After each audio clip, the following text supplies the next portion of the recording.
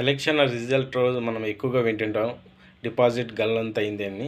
అది ఏంటంటే కన్నా ఒక అభ్యర్థి పోటీ చేసిన చోట ఆ పోలైన మొత్తం ఓట్లలో 1/6 వంతు ఒక సపోజు పులివెందుల తీసుకుంటే రీసెంట్గా జెడ్పీటీసీ అందులో పోలైన ఓట్లు 7,794.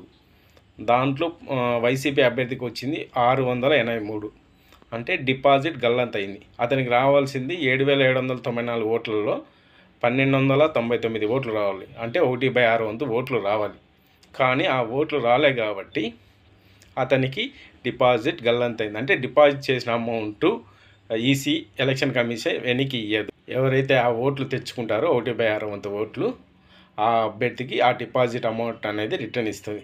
ఒకవేళ వాళ్ళు తెచ్చుకోకుంటే కన్నా ఆ అమౌంట్ అయితే ఈసీకి వెళ్తుంది. ఎందుకు అంటే కన్నా ప్రతి ఒక్కరూ పోటీ చేయాలని ఉంటుంది. ఎవరైతే సీరియస్గా ఉన్న వాళ్ళు పోటీ చేస్తారు కాబట్టి అందుకనేది ఎలక్షన్ కమిషన్ ఈ డిపాజిట్ అమౌంట్ తెచ్చింది. నచ్చితే ప్లీజ్ లైక్ దిస్ వీడియో.